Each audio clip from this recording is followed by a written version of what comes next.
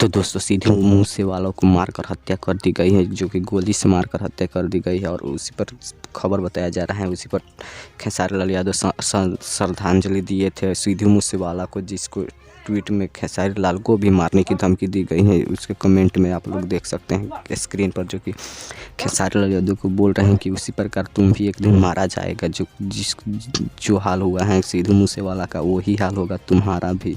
तो दोस्तों आप लोगों को कमेंट में क्या राय है आप लोग ज़रूर बताइएगा, और मेरा चैनल पर नया है तो सब्सक्राइब कर दीजिए। और भी मामले को मैं आप लोगों को बताता हूँ बारीकी से।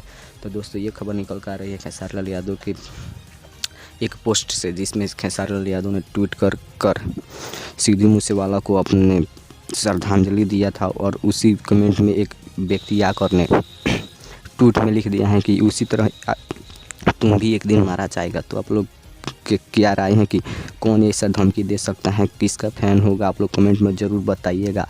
और इस पर बौखला गए हैं हमारे सुपरस्टार के राइटर अखिलेश कश्यप और मैनेजर विवेक सिंह। तो आप लोग विवेक सिंह और अखिलेश कश्यप का बयान भी देख लीजिए। वो लोग भी बोले हैं कि उसको छोड़ा नहीं जाएगा, जो भी होगा उसको भी जेल में डाला जाएगा, उसको पकड़कर। जो भी कमेंट किया है ऐसा, वो लोग भी बहुत ही घबरा गए हैं कि ये कौन सा कमेंट कर सकता है, किसका फ़ैन होगा।